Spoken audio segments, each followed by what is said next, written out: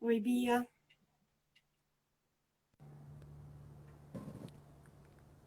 Oi, E bebê. aí, Tudo tudo bom? bem? Eu tô Tô rindo bem. até agora daquela senha. Deu certo. Não sei, agora deixei pra depois. Ai, ai, não. Vou te dizer que nesta live eu estou com frio na barriga. Pois é, né? Tu melhorou? Eu tô bem. Eu É? fiquei sensível na hora que eu tava escrevendo, mas foi bom. É, a gente normalmente não acessa assim, né? E aí na hora que eu comecei a escrever, eu realmente acessei e falei, putz, tem que escrever até o fim, né? Mas aí E até passou e tudo bem. Pode é falar. aquela velha história também da escrita como processo terapêutico, né? Bah, a gente Uhum, não pode esquecer que a escrita sempre vai fazer com que a gente entre em contato com algumas coisas que a gente talvez não queira entrar. É inerente, assim. Acho que é que nem a conversa com um amigo, né? Faz a gente buscar aquilo, ela serve como espelho também, então é sempre bom sim. escrever. É porque a Mas então a gente. gente vai falar de. Ai, Pode desculpa. falar. Não, pode falar. E aí a gente vai falar de morte, né? É um jeito de acessar a morte escrevendo, que eu acho que foi o que tu fez ontem. Sim, com certeza. É, eu falei pra minha. Eu tô aqui na casa da minha mãe hoje, né? Eu vim Uhum. almoçar aqui com ela. E trazer roupa pra lavar, que eu tô sem máquina aqui ainda, né? Então a gente aproveita e fazer tudo no mesmo dia. Daí eu falei pra ela, falei, hoje eu tô com frio na barriga, né, de fazer essa. Ela falou assim, eu já li o que você postou ontem. E aí? E Só aí falou isso? que. É.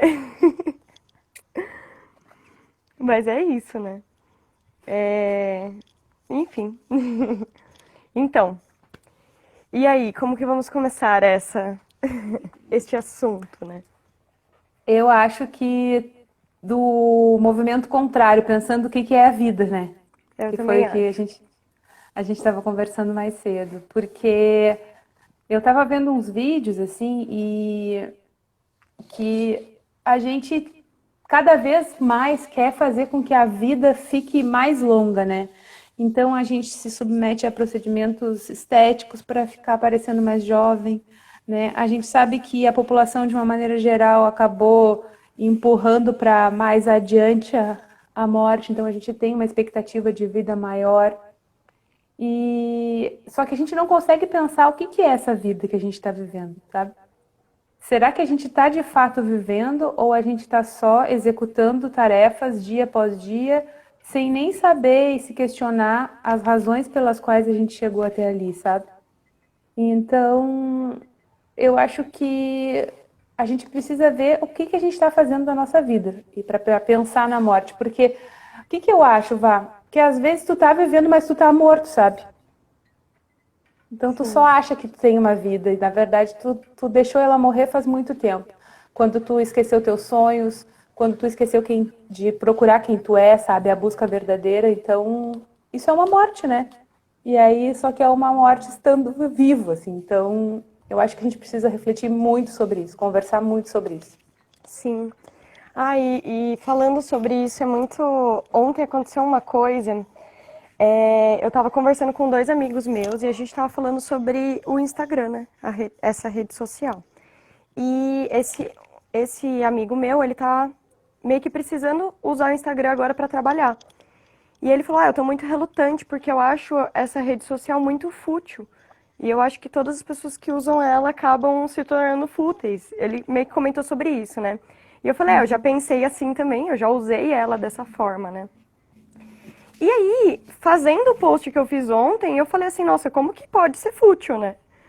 Tipo, a gente pode usar da maneira que a gente quiser, qualquer rede social, né?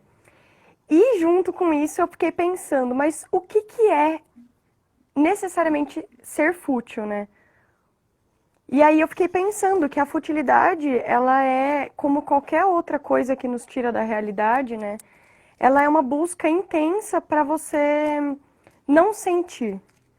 Uhum. Porque se você faz coisas que não são fúteis, você vai estar entrando em contato direto com coisas que são mais profundas, coisas que fazem você sentir, ou se sentir vivo, ou se sentir vulnerável à morte, né? Que, de certa forma, é a mesma coisa, Uhum.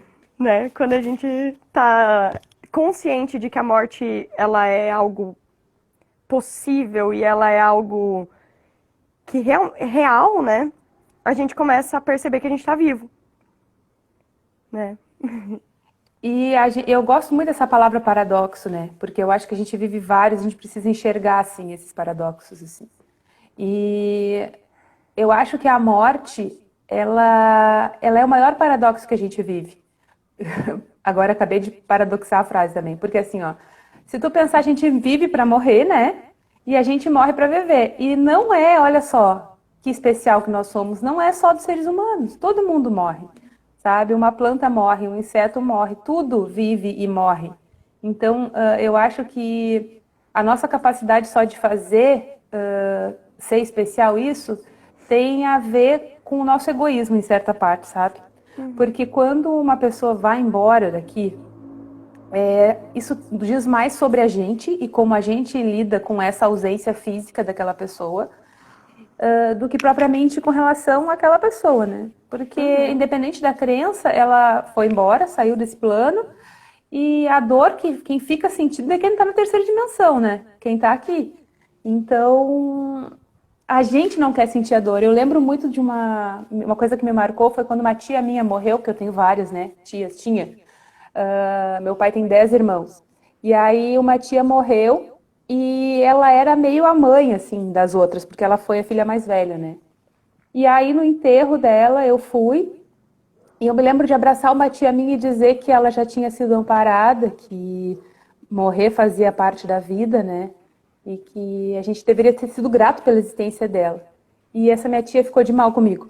Porque como assim eu estava aceitando que ela tinha morrido? Como assim eu não estava triste, chorando, me esganiçando ali em cima de um corpo físico, né?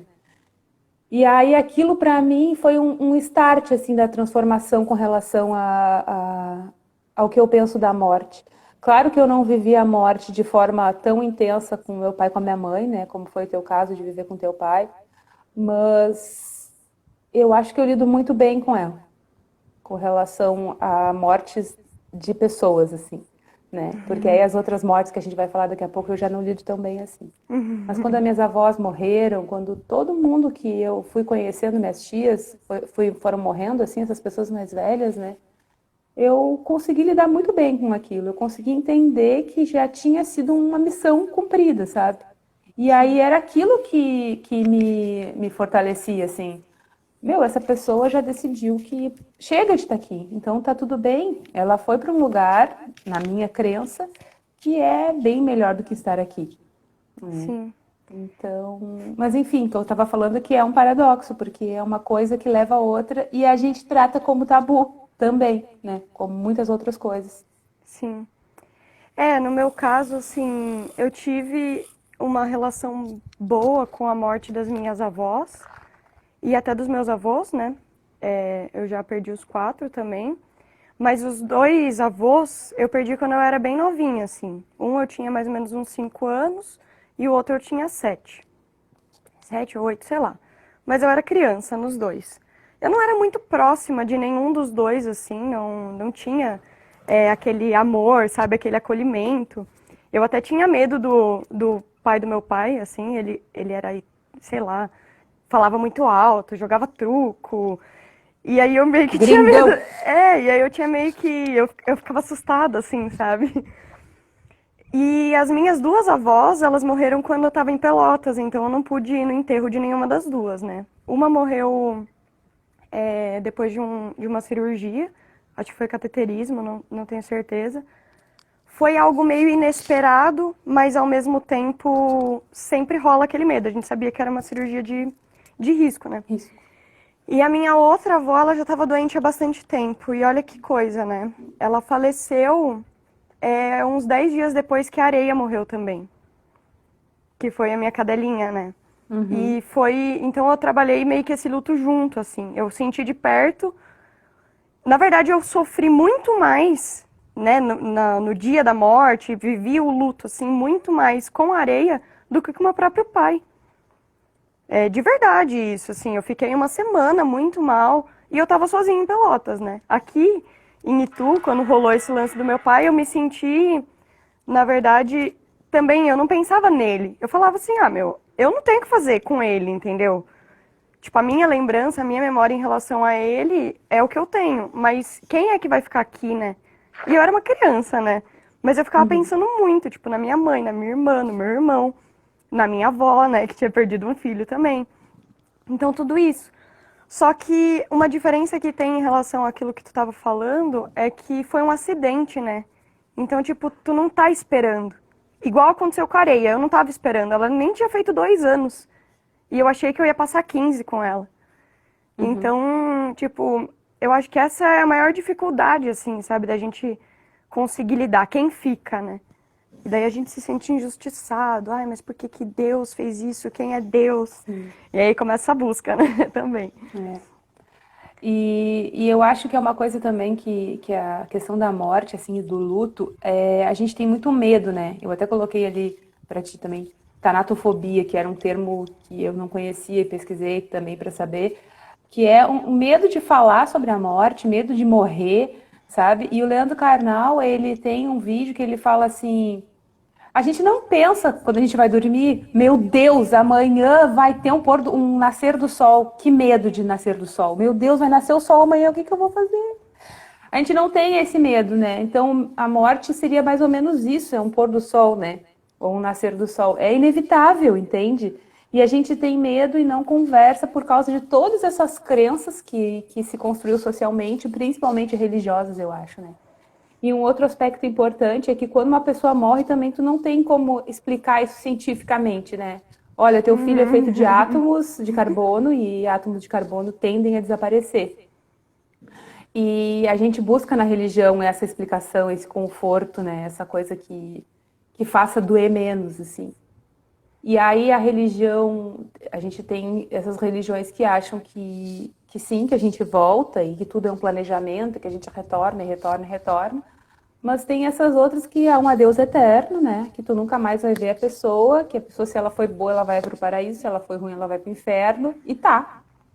E aí é muito triste tu pensar dessa forma, assim, né? Que sei lá, que tu nunca mais vai ver uma pessoa, ou que ela viveu e por algumas coisas que ela fez errado, ela, sei lá, vai ter uma punição eterna, né? Eu não sei, para mim isso não faz muito sentido, assim. É. Eu sou de uma filosofia de reencarnação, então eu tendo a acreditar nisso até tanto para o conforto quanto para uma explicação lógica na minha cabeça, né? Das É, coisas, do jeito que elas funcionam. eu também. Também penso muito nisso. Na verdade, assim que meu pai faleceu, né? Ah, com o meu avô foi diferente, né? Porque eu não convivia muito com eles.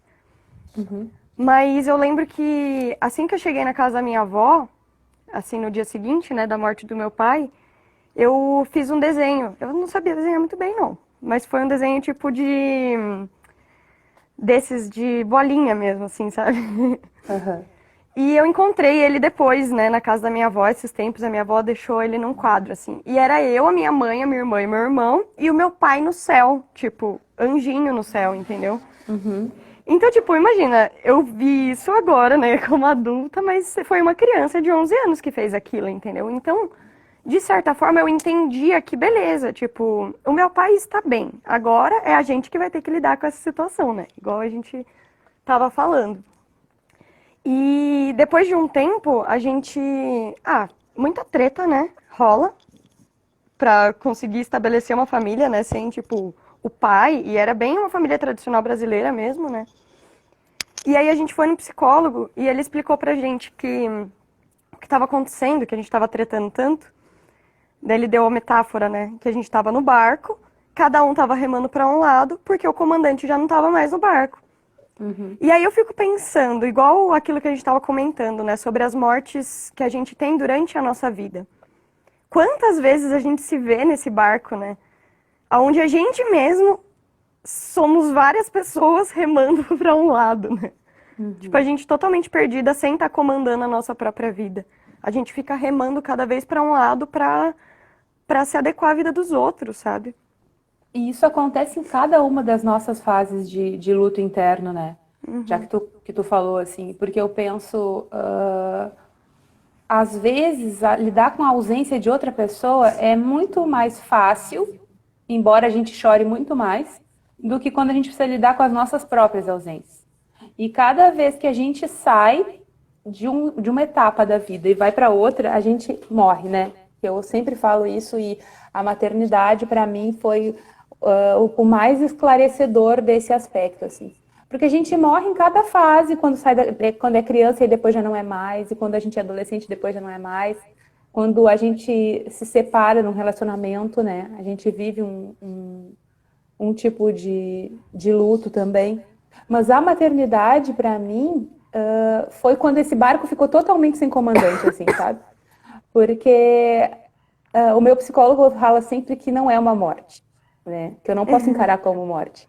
Mas, sim, só consigo entender e integrar encarando como morte, né? Então, a mulher mãe, ela nasce, né? Mas a mulher que não é mãe, ela morreu e foi sepultada e ela não volta mais, sabe? Então, esse teu principal comandante, assim, que é com quem tu te identificou, né? O teu ego identificado durante toda a tua vida, simplesmente desaparece da noite pro dia. E aí, por isso que o puerpério, né? Que a maioria das pessoas não respeita, mas eu tive muita sorte, porque a maioria das pessoas, no meu caso, respeitou, né? O puerpério é uma fase de muito luto, sabe? E às vezes esse luto, em algumas questões, ele é vivido um pouco antes, né? Eu acho que quando tu tá te preparando, por exemplo, para terminar um relacionamento, tu começa a viver esse luto muito tempo antes, né? Então tu já começa a integrar aquela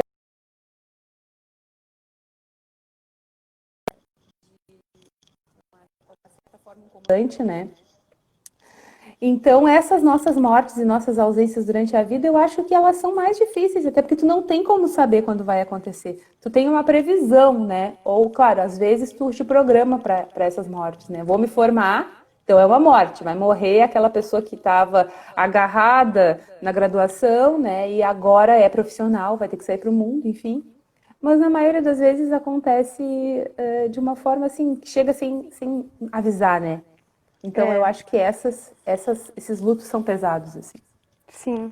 E, meu, isso aí que você falou foi muito legal, né? Porque eu lembro que quando eu entrei pra faculdade, bom, depois de tudo isso, eu já sabia que eu queria ser veterinária, né?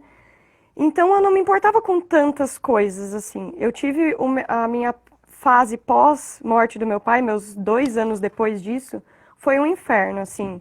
Eu era insuportável, eu era uma criança muito chata, assim, revoltadíssima, né? Sim. Com uma rebelde com causa. Na época eu achava que eu era só uma rebelde sem causa, mas hoje eu entendo que tinha, né? E até tava conversando esses dias com uma colega minha que a gente não se dava muito bem na escola. E foi principalmente nessa época. Ela entrou na escola bem nessa época. E a gente tretava muito, sabe? E hoje em dia a gente não somos nossas super amigas, mas hoje em dia a gente se fala super bem e troca uma ideia pela internet, né? A gente consegue se ver por aqui.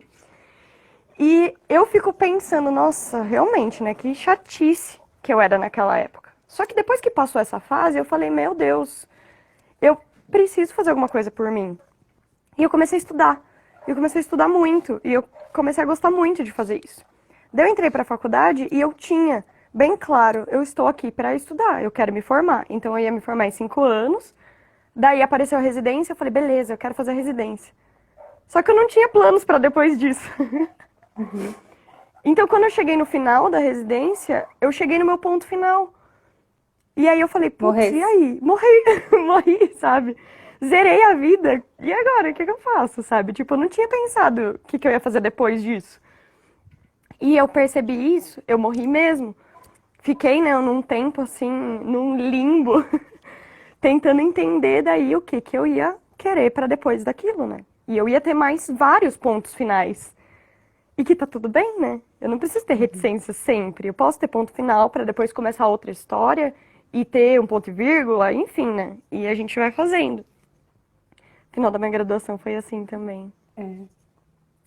E mesmo Eu acho avisando que é uma assim pra morte e nunca se está completamente preparado. É, e qualquer uma, sabe? qualquer um. Vá, tu acha que tu consegue te conectar com essa energia do teu pai, assim? Como que tu sente essa presença? Como que tu integrou isso na tua vida, hoje? Falando agora da morte mesmo. Uhum. Bom, no começo a gente procurou muito por sinais, né? Por contato com ele, pra saber como ele tava e não sei o que, não sei o que lá. E eu tive um sonho bem no começo, assim, que pra mim foi muito real. E ele me apareceu, assim, por um espelho, aquele espelho laranjinha, sabe? Da borda Uhum. laranja. E era um espelho que tava na cozinha, na parede da cozinha. E eu olhei pra aquele espelho e eu vi ele no espelho. E ele me falou que que ele me pediu pra não chorar, pra não pedir por ele, que ele tava bem, mas que quanto mais a gente chorasse, mais difícil seria pra ele, né? Porque ele agora precisava caminhar na direção dele. É. E que a gente pedir pra ele ficar acabava atrapalhando. Eu peguei aquilo muito sério. Eu falei, caramba, então tá bom, né? E eu acho que eu acabei vivendo esse luto 7 anos depois, num encontro de jovens que eu já participava e tal. E aí eu tive essa conexão muito forte. Conversei com dois amigos meus, o Renan e a Gabi. E eu falei, eu tinha uma cartela de charme na minha carteira. Uma cartela de charme, que é um cigarro, né? Olha que loucura, Grace. E era a única coisa que me dava o cheiro dele, porque ele fumava esse cigarro.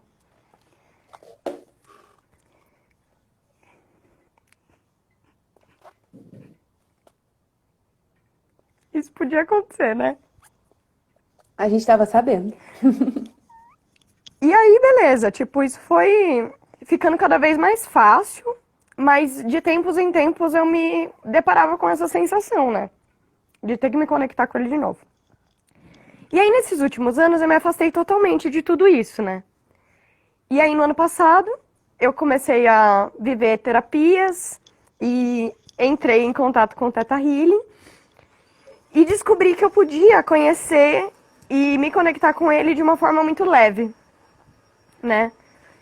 E no ano passado eu comecei a sentir muita presença dele, muita, sabe? Tipo, eu não sei te explicar, não dá pra explicar, na verdade, né? Mas é Uhum. sentir a presença. Então, às vezes, eu tava me deparando com algumas situações e eu sentia, era como se ele estivesse perto de mim, entendeu? E a gente começou a trocar uma ideia, principalmente em sonhos, né? Eu, desde sempre, me comunico com ele através dos sonhos, eles foram mudando. Ele parou de aparecer só por sinais, ele começou a aparecer inteiro, ele foi aparecendo com outros trajes, com roupas que não eram mais as roupas que ele usava aqui, no começo eram as roupas que ele usava. E hoje em dia, toda vez que eu converso com ele, eu consigo identificar se é saudade e eu consigo identificar se é uma conversa real. Uhum. Tá dando pra me ouvir? Tá? E agora ele tem aparecido sempre, tipo, de branco. Ele tá mais. Meio que parou na idade que ele tinha, que eram uns 47 anos, mais ou menos. E ele tá sempre de branco, sempre num local muito claro, assim. Então, sei lá, tipo. É isso aí, né? É o que a gente vê, escuta falar, diz que é assim, né? Então. E ele fala alguma coisa, ou tu sente alguma coisa de processo reencarnatório, de que ele vai chegar em algum momento e vai voltar para a família? Como é que já te falou? Não, tu não sente nada com relação a isso? Meu, eu não sinto nada em relação a isso. E todas as informações que eu já recebi de todo mundo que trabalha com espiritualidade, com espiritismo mesmo, ou no Theta Healing, com pessoas que, assim, as pessoas que eu conversei, né, com ele, com o Theta Healing, elas não sabiam da minha história. E elas acabaram me falando coisas e todas elas falaram a mesma coisa. Que ele estava num trabalho importante lá, entendeu? Uhum. Então, que pelo menos por agora não seria feita uma reencarnação. Mas que ele estava trabalhando com seres que estavam perdidos e com seres que estavam em processo de iluminação, coisa assim, sabe? Mas assim, tipo, ai, acredito fielmente nisso? Não sei, tanto faz, entendeu? Pra mim não importa. Se eu me sinto bem, tá tudo bem. É tipo isso. Eu acho que importa muito mais a forma como, independente do que a gente acredita, a forma como tu integrou isso, né? Sim. Como a gente vive essas fases, assim. E eu até tenho uma série, não sei se tu já viu, A Maldição da Residência Hill. Não. Tá, eu adoro coisa de terror, né? Mas eu não me assusto mais. E essa série é muito boa, tem na Netflix. E ela parece ser só uma série de terror. Aí agora eu vou dar um spoiler. Mas ela não é só isso, sabe? Ela traz o universo da morte e do luto. Porque cada um dos irmãos, tem uma teoria, né? Que cada um dos irmãos é uma fase do luto. Então, são 5 irmãos, né? Que perdem a mãe. E o primeiro representa a negação, então aquela fase do luto que a gente não quer acreditar, não quer aceitar, né?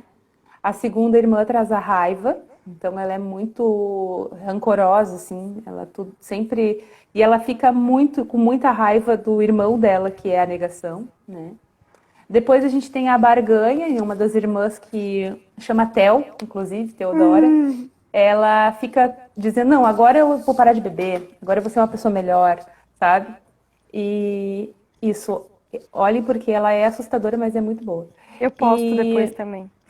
isso. E depois tem os gênios, né? E aí, um deles é a depressão, que é o gêmeo, menino, e a Nell, que é a mais nova, né? É a aceitação. E é muito louco, porque ela só descobre isso, né? A gente só descobre isso e ela só percebe que tudo que ela buscava, na verdade, ela era a aceitação do que aconteceu no final da série, assim. Então, e fala muito sobre esses nossos fantasmas, assim, que a gente cria, sabe? Porque antes de ser uma série de fantasmas, ela é uma série que fala sobre os nossos fantasmas. A gente tem cada um daqueles fantasmas que aparecem na série e uns são bem monstruosos, sabe? E aí eu acho que ela te convida a não fazer assim na hora que aparece, a pegar e olhar. E é o que a gente tem que fazer, o que a gente vem fazendo, eu acho, na vida, né? Não tapar os olhos na hora que um fantasma aparece, mas gente, assim, senta aqui do meu lado, meu amigo, vamos conversar sobre isso. Vamos conversar sobre essa sombrinha que me machuca tanto, né? Sim. Ai, isso é muito incrível. E daí você tava falando sobre esse negócio de... Ah, que existem várias mortes, né? E aqui também tem as mortes... A gente já falou um pouco sobre as não físicas, né? As que são mais psíquicas, de momento. A gente falou da morte mãe, bem brevemente, né? Provavelmente no dia da maternidade a gente vai falar mais sobre isso, né? E a gente só citou essa questão de relacionamento, né?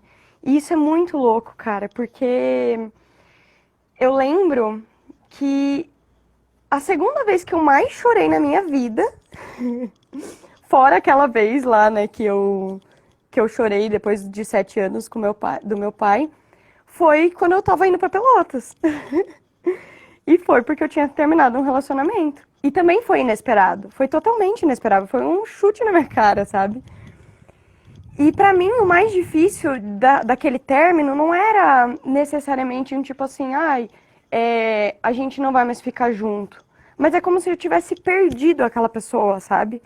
Tipo, da minha vida. A sensação foi essa, né? Eu acho que normalmente a sensação de términos, seja de relacionamento, seja de uma profissão que a gente, sei lá, perdeu o emprego, você não consegue agarrar mais aquilo, né? E aí você se sente totalmente perdido, totalmente sem chão. E isso também é, né, um luto. Eu chorei 16 horas seguidas, cara. Imagina isso. Eu vejo, Vá, como porque a gente vira uma quimera, né? E é uma das causas, falando então, tanto de emprego quanto de relacionamento, que eu acho que as relações humanas, elas tendem a se repetir, né, nos seus diversos âmbitos, assim, do meu ponto de vista. Então, se eu pensar num emprego, tá? Um emprego que eu gostava muito, que eu estava muito imbricada naquilo dali, né? Tu já viveu isso? Então, tu não sabia onde terminava o emprego e onde começava a Valéria, né? Ou vice-versa. Então, é literalmente uma parte de ti que sai, né? Então, é uma parte de ti que com certeza morre. E é por isso que é tão dolorido, sabe? Eu acho que quando tu tem um tempo, por exemplo, quando tu quer sair do emprego, ainda assim dói, né? Ainda assim é um luto. E tu tem um tempo para processar aquela informação. Não, agora eu pretendo fazer assim, e aí eu vou fazer assado, e aí eu vou conseguir trabalhar com essa coisa aqui. Mas de qualquer forma, a gente tá indo embora ali também, entende? Porque tu colocou tua energia e tu te imbricou naquilo. E com relação ao relacionamento amoroso, assim, eu vejo porque quando eu terminei o meu relacionamento de mais tempo, né, que era um casamento, eu tenho uma tendência emocional, psíquica, de viver o luto antecipadamente. Então, sempre que eu acho que alguma coisa vai morrer, eu já começo a sofrer antes. E muito tempo antes, coisa de ano antes, assim. E aí eu vou elaborando aquilo na minha cabeça. Então, o que eu vejo como grande problema dos relacionamentos e que, para mim, leva à morte do relacionamento, daí, da pessoa que tu era? É essa perda da individualidade. Dependendo do relacionamento, tu acha que tu tem que fazer tudo junto, né? Dormir, acordar, cagar junto, fazer tudo, absolutamente tudo. E aí tu chega num ponto em que tu não sabe mais quem, né? Quem é a tua individualidade, quem é a individualidade do outro, o que é a individualidade do outro. E aí a gente vira uma quimera, né? Uma quimera, um ser humano disforme, assim, que é um ente relacionamento. E aí tu olha para aquele relacionamento, para aquela pessoa e tu diz, meu, eu tenho que matar essa pessoa aqui, porque essa pessoa não sou mais eu, sabe? E aí no momento em que tu assassina aquela quimera, que era o relacionamento, tu morreu ali também. Porque morreu quem tu foi ou quem tu era durante muito tempo. E aí tu nasce, né, ou renasce, e tu pensa, bueno, agora eu tenho que decidir e descobrir quem eu sou. Porque eu me escondi muitas vezes atrás dos gostos do outro, né? Então, quem é que gostava de filme de ficção científica? Era eu ou era o outro? E eu assumi aquilo pra mim. Sei lá, tô dando um exemplo besta, né? Aham, sim. Mas quem é que gostava de andar de bicicleta? Era eu ou era o outro? E aí tu vai nesse renascimento, nessa redescoberta que é muito dolorosa. Porque aí volta lá para o nosso início da nossa conversa. Tu tá tendo que olhar para ti, né? E aí tu não olhou. Antes tu tinha quem botar a culpa. Poxa, mas esse louco aí é um baita chato, fica me enchendo o saco, fica fazendo não sei o quê. Então a culpa era dele, né? Mas na verdade a culpa, eu gosto de falar muito isso, a culpa é da gente, a gente bota quem a gente quer. E aí tu tem que olhar pra ti, né? Infelizmente, isso dói. Sim, isso é muito louco, né? Porque eu lembro de. Antes desse relacionamento de ir pra Pelotas, eu namorei 3 anos um garoto. E eu era muito isso. Eu me transformei no que ele era, sabe? E eu achava que ele era o amor da minha vida naquela época, sabe? E a gente era tão diferente, desde o primeiro dia que a gente se conheceu, a gente sempre foi muito diferente. E eu lembro que quando a gente acabou o relacionamento, eu senti um vazio na hora que eu acordei, cara, porque eu tava acostumada, durante 3 anos, acordar e mandar uma mensagem pra ele, entendeu? Tipo, era isso. E aí quando eu acordei e eu não fiz isso, eu me senti muito vazia. Só que foi totalmente diferente do término desse outro relacionamento, que não durou 3 anos, mas eu pude ser completamente eu. Então a sensação que eu tinha era que assim, putz, agora que eu não tô com ele, como que eu vou ser eu? Entendeu? Então, tipo, foram 2 situações que eu aprendi a mesma coisa, né? Uma, né, que eu já não tava sendo eu e eu tinha total consciência disso, e na outra em que eu tava sendo muito eu, mas que eu só tava conseguindo ser eu com outra pessoa. E eu falei, putz, agora eu vou ter que aprender a ser eu sozinha, né? E foi quando eu cheguei em Pelotas. E quando a autoestima é muito lá embaixo, eu acho que quanto menor a autoestima, isso é mais doloroso, assim, né? Porque aí tu tem aquele apoio do outro ali, tu tem aquela âncora, sabe? Não, isso aqui é o que me dá uma certa segurança. E aí tu perde, a tua autoestima tá no chão, tu já não sabe quem tu é, e aí é um processo muito bonito, se tu souber viver, sabe? Mas a grande questão é, nós não nos preparamos como sociedade, como pessoas. A gente não aprende isso na faculdade, né? Como que a gente aprende a ser outra pessoa cada dia que a gente passa por uma mudança? Ninguém nos ensina isso. A gente não conversa sobre essas questões, sabe? A gente requer um certo grau de maturidade para conseguir trazer isso para o raciocínio, né? Para a nossa razão. Senão a gente fica vivendo muito no emocional aqui e aí nem sabe o que está acontecendo. Tá triste, não sabe por que está triste. Tá vazia, não sabe qual é a razão do vazio, né? Aí vai achar outras coisas para encher esses buracos. Então, eu acho que tudo vai sempre cair no funil do autoconhecimento, sabe, Valéria? Sim, eu também acho. E, inclusive, uma das coisas que eu aprendi, né, com isso tudo, tipo, de ter perdido essas pessoas e a areia, eu sou muito nostálgica, né? Tipo, todo mundo que me conhece, assim, mais de perto sabe que eu gosto muito de registrar momentos e de viver os momentos e de estabelecer conexão com as pessoas. Então, é difícil alguém passar pela minha vida, né? Tipo, se eu tô numa convivência diária, principalmente, é difícil essa pessoa passar batido.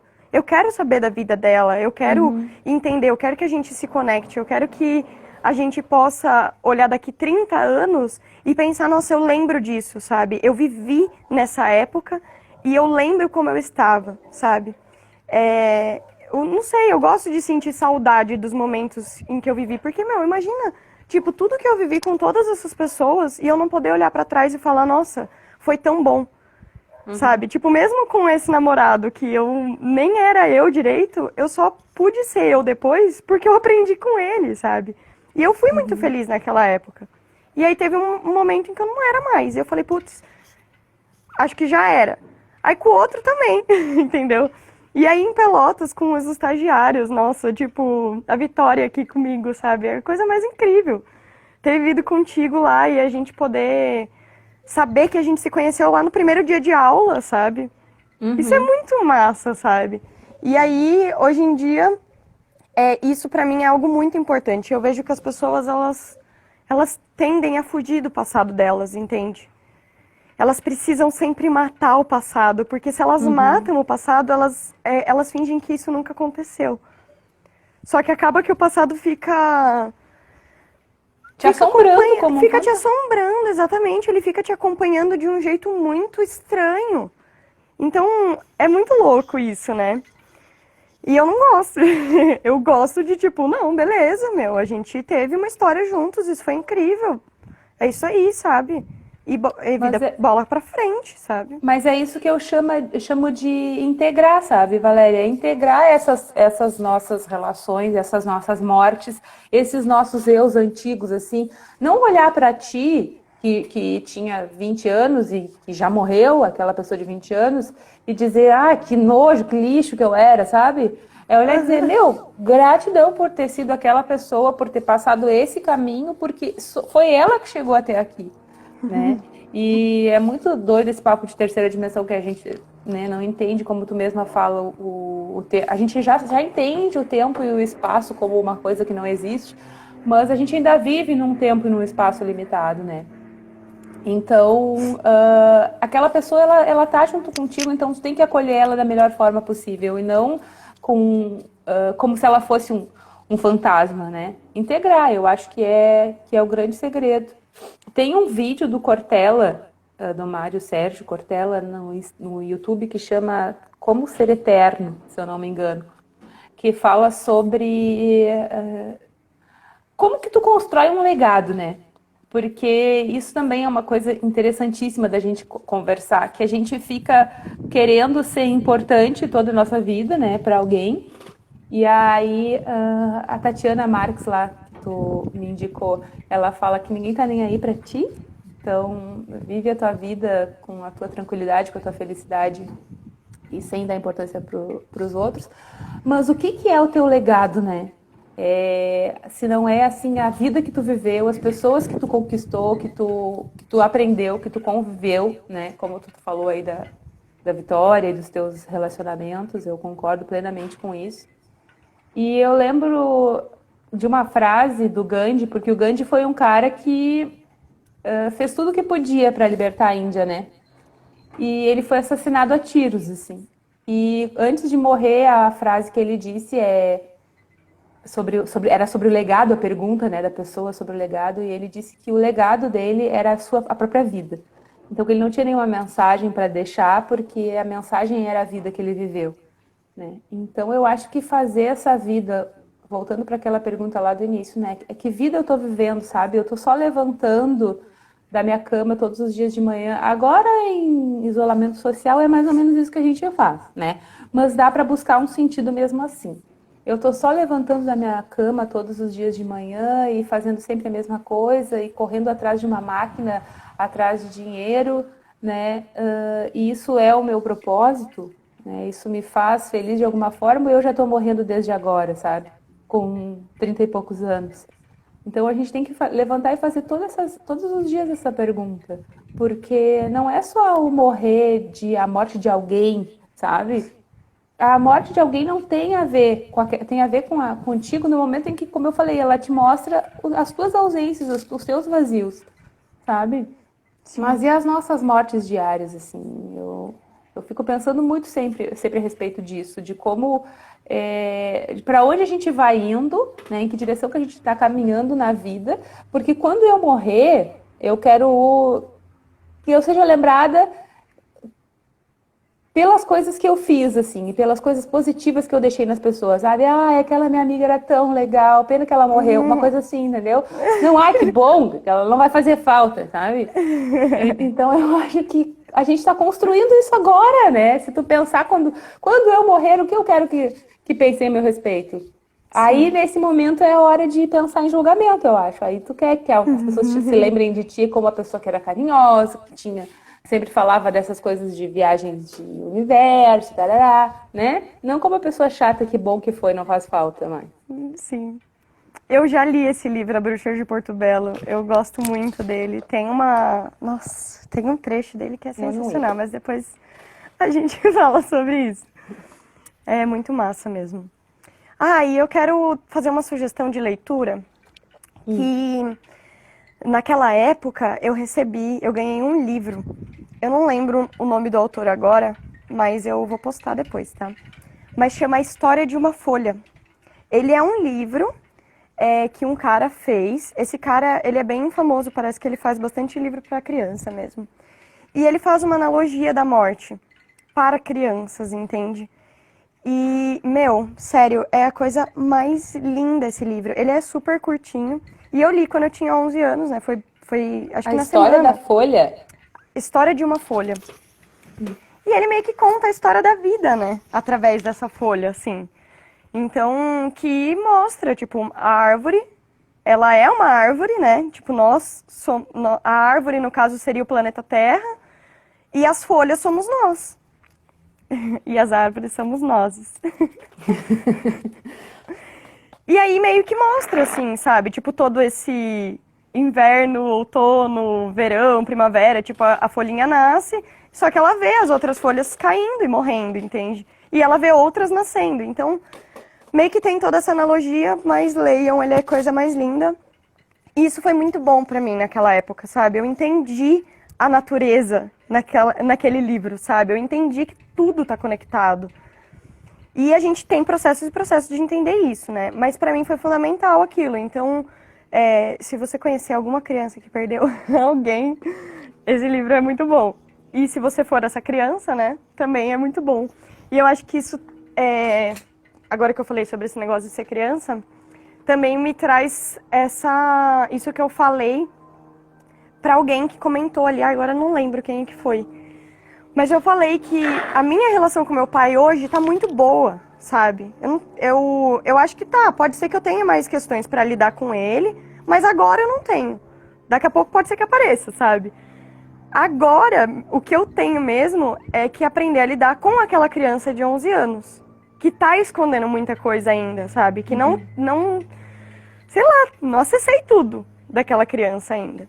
Então, tem a ver com a live da criança interior, né? Que a gente tava falando. Aquela criança que não se permite brincar. Então, eu sou uma adulta hoje, mas eu não preciso ser sério o tempo todo.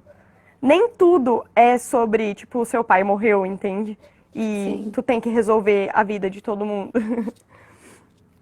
E Valéria, e o que que tu pensa assim? Valéria, conte-nos, o que você pensa a respeito de mortes de pessoas vivas, né?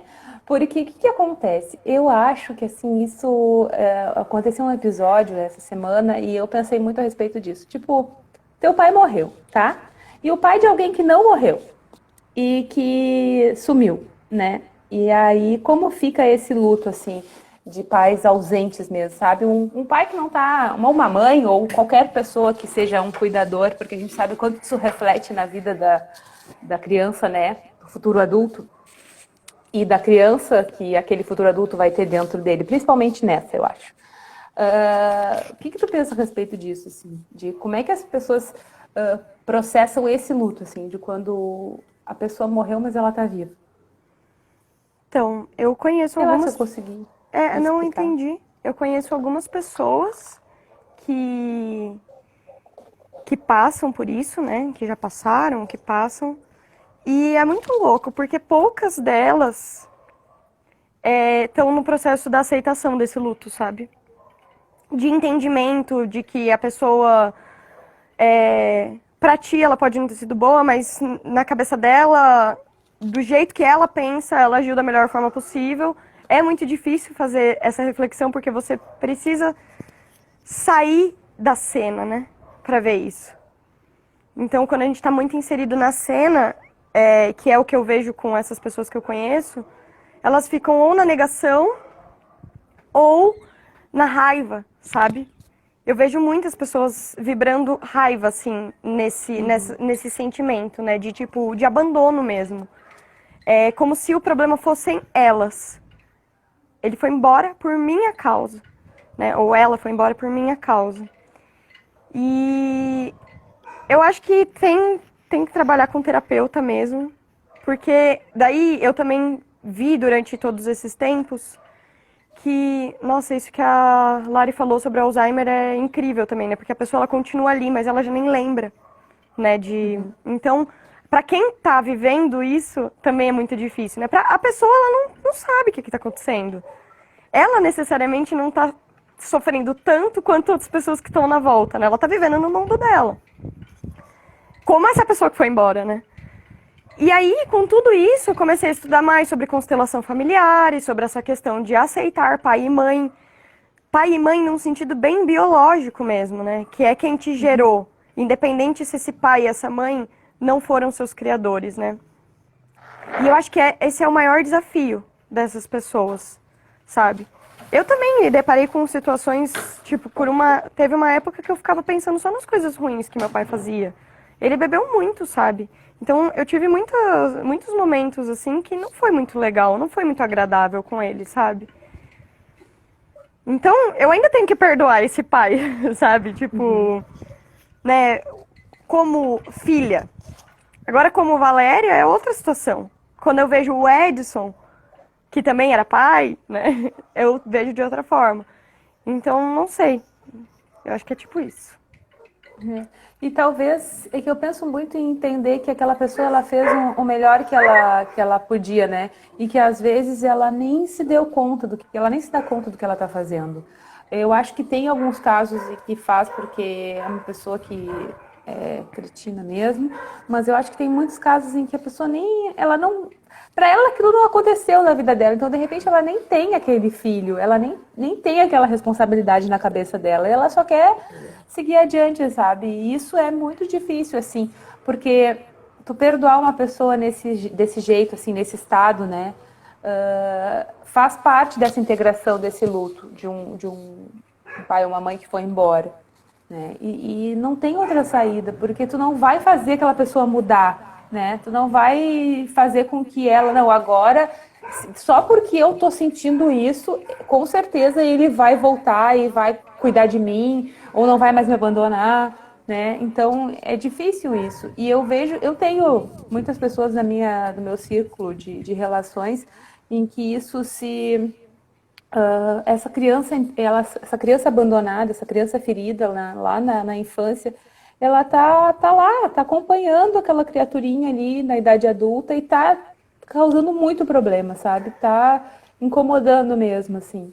Então eu não sei, é mais nesse sentido de pensar uma forma de ajudar essas pessoas a integrarem essa morte de pessoas vivas, assim, porque é muito difícil, né, Vá? É uma coisa que não tem uma receitinha de bolo, uma Não, explicação com pronta para tu certeza. poder ajudar uma pessoa assim.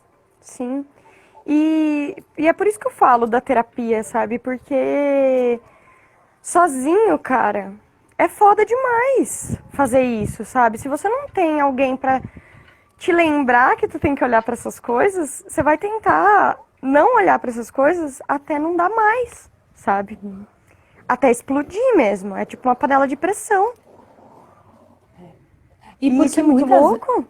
E porque muitas vezes eu penso assim, ó, quantas das pessoas que tipo estão aqui conversando com a gente agora, né? Quantas dessas pessoas conseguem enxergar, né, que em algum momento do seu dia estão vivendo um luto por alguma morte, sua ou de outra pessoa. E eu não quero parecer muito maluco que eu vou dizer, mas como que a gente integra no nosso dia a dia, assim, esses nossos processos de tristeza, de melancolia, de saudade, de dor, de abandono, de rejeição, de tudo, de ser humilhado, né? Como é que a gente integra isso no nosso dia a dia? Como é que vocês fazem, sabe? Porque não acaba, não tem fim nunca, né, Vá? Nunca tem fim, é diário. Aí tu pensa, não, hoje eu vou relaxar. Poxa vida, aí tu encontra com um desgrama na rua que te fez alguma coisa e que aquilo te faz acessar um luto interior, assim, e aí lá vai a pessoa sentar no sofá e pensar, pô, mas por que que eu tô sentindo assim? Por que que eu tô sentindo raiva? Por que que eu tô... né? A gente fica nessas, assim. Queria saber mesmo como é que vocês conseguem integrar isso no dia a dia, assim, essas mortes. Meu, Ou, tipo, não isso. integra, nem pensa nisso. Assim. Então, eu não sei, Gre, porque pra mim, tipo, isso aí que você falou foi muito engraçado, porque deu um gancho pra algo que aconteceu ontem. O Matheus tava lavando louça e ele quebrou um copo. E é um copo, tipo, que eu consigo comprar no mercado, entendeu? E Sim, é um aquilo copo. doeu dentro de mim, entendeu? E quebrei o copo, cara. E eu fiquei assim, gente. Daí, claro, né? Essa semana inteira eu fiquei pensando sobre essa live. Veio muitas questões mesmo, né? Porque é normal. E aí eu fiquei pensando, olha só como que a morte se apresenta pra gente. Com cada coisa, né? Trouxa, assim, da vida. E o que que é um copo quebrar, sabe? E aí eu lembrei de um livro que eu li, eu não lembro que livro que foi. Mas o cara, ele fala sobre isso, sobre o desapego, né? De coisas, pessoas, títulos, tudo. Tudo que a gente perde, tudo que nos roubaram, na verdade, nunca foi nosso. É uma ilusão a gente achar que é nosso, entendeu? Tudo volta pra terra. Independente de como, independente de quantos anos isso vai demorar, né, pra voltar pra ela, né? Se a gente pensar em plástico, demora um pouco mais. Mas ainda assim, vai voltar, entendeu? Tudo faz parte da mesma matéria. E quando a gente para pra pensar sobre isso, a gente fala: caramba, realmente eu não sou dono de nada. Eu mal sou dona do meu próprio corpo, sabe? Então, sei lá, tipo, eu acho que um exercício que é fácil é essa questão do desapego. A gente conseguir desapegar de coisas pequenas, de roupas, de material. Isso tudo me ajudou também, sabe? Porque quando. Deixa eu ver se vai dar tempo, acho que dá. Quando a telha pegou a seca, né?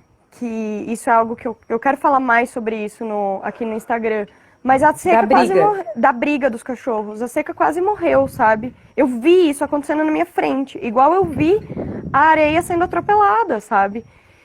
E aí eu falei, caramba, meu, por que eu tô traindo isso pra minha vida, sabe? Por que as pessoas e as coisas na minha vida precisam morrer assim tão tragicamente? Por que eu não posso ter. Por que não pode ser esperado, sabe? Por que eu não posso ver o negócio definhar ou me preparar pra isso? E aí eu decidi que eu não queria mais isso. Eu falei, cara, não dá mais, eu preciso olhar para as situações, eu preciso entender o que está acontecendo.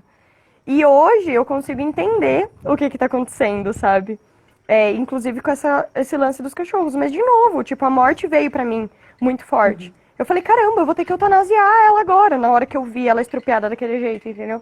Graças a Deus não precisou, né? E a Cat Ellen, que atendeu ela no dia, né? Mas foi muito foda, porque eu falei, se eu não arrumar isso, ela vai morrer. E isso tá sendo algo que eu tô atraindo, né? Eu preciso olhar para essa situação. Eu preciso ver que é mais profundo do que isso. Então, de novo, assim, sabe? Tudo aparece na minha vida e eu penso sobre isso. Tudo bem que pode ser meu escorpião em várias áreas da minha vida. Mas, sei lá, pra mim tudo é morte e vida mesmo, sabe? Sim, a gente tá sempre falando em ciclo, né? A gente entende a vida como um ciclo. Por que que não... Por que que a gente tem tanta dificuldade, às vezes, de aceitar que a morte é só o finalzinho ou o início, dependendo do que a gente acredita, né? Do ciclo, né? E uma outra morte, assim, também que me veio agora, que pra mim é o que eu mais preciso pensar, e eu acho que... Não sei se tu costuma fazer isso, mas matar as pessoas no Facebook. Eu matei muitas pessoas no Facebook, principalmente depois da última eleição e depois de algumas coisas que aconteceram na minha vida. E acho que é a Monja Coen que fala isso, né? Que a gente prefere fazer isso. A gente mata aquela pessoa, bloqueia ali que ela não aparece pra gente, né? Ela não movimenta alguma coisa dentro de ti, então tu não precisa lidar com aquilo naquele momento. Na verdade, ela Então, movimenta, né? Alguma coisa dentro de ti. Quando tu bloqueia, ela para de movimentar. Tá. É, porque sim, ela não... sim, isso. Uhum. É que o bloqueio é o assassinato das redes sociais, entende? Uhum. Eu assassinei várias pessoas nas redes sociais. Porque eu não queria que aquilo me movimentasse da forma que me movimentava, sabe? Então, é uma reflexão que eu faço todos os dias também. Bah, eu tenho que desbloquear essa criatura agora, eu já superei isso. Tô tentando ser espiritualizada. Eu superei isso e não superei, sabe? Eu não integrei esse luto ainda, sabe? Então, sei lá, uma coisa pra pensar também, né? Fefe, sai da frente da câmera, meu amor. É uma coisa pra gente pensar também, esses assassinatos que a gente comete, essas mortes nas redes sociais. Né? Até que ponto isso fala... será o que é, será o Priscila? que é, Priscila? Até que ponto isso fala sobre a gente, né? E não sobre aquelas pessoas que a gente matou lá na rede social. Sim, com certeza. Meu, eu me nego, né, a cortar relações com as pessoas. Só que eu tenho 2 pessoas que eu cortei relações na minha vida e que não foi uma relação cortada assim de tipo, paramos de nos falar agora, nunca mais quero olhar pra sua cara. Não foi isso. Mas foi um corte de relação, sabe? E isso me mexe até hoje, porque, tipo, eu sou contra isso, sabe? Sim. E eu fico naquela situação onde, assim, tipo, ai, tá bom, universo, por favor, né? Me coloque na vida dessas pessoas de novo pra gente conseguir lidar com isso, né? Pra gente conseguir resolver a situação antes que eu morra. Quero ter que levar isso pra outra vida. Tá, mas se morrer, fica pra próxima. Eu sempre falo isso, né? Não, essa pessoa aqui vai ficar pra próxima. Agora nessa eu não tenho condições de... Ah, sim, o que a Priscila falou de fugir não é covardia. Eu acho que é bom a gente entender, né? Por que a gente tá fugindo, né? Porque, de certa forma, é a maneira mais corajosa que a gente tá lidando, né? Sim, é uma maneira correta para aquele momento, né? Mas depende da fuga, eu acho que... Eu acho que concordo, talvez nenhuma seja covardia, sabe? Tudo faz parte de um processo, mas como a Valéria falou, a gente precisa entender o porquê que a gente está fugindo. A fuga é igual a primeira vício, etapa. né? É igual vício. Até que ponto, né, quando você se depara com aquilo, você fala, nossa, eu tô com um vício, sabe? Eu sempre digo que a Elisandra da próxima será muito evoluída para resolver as soluções que não rolaram nessa encarnação. A gente não esquecer desse caminho, né? Ai, 30 segundos, vai acabar. Ai, que droga. Sim. Mas é isso, né? Precisamos sobreviver. É isso mesmo.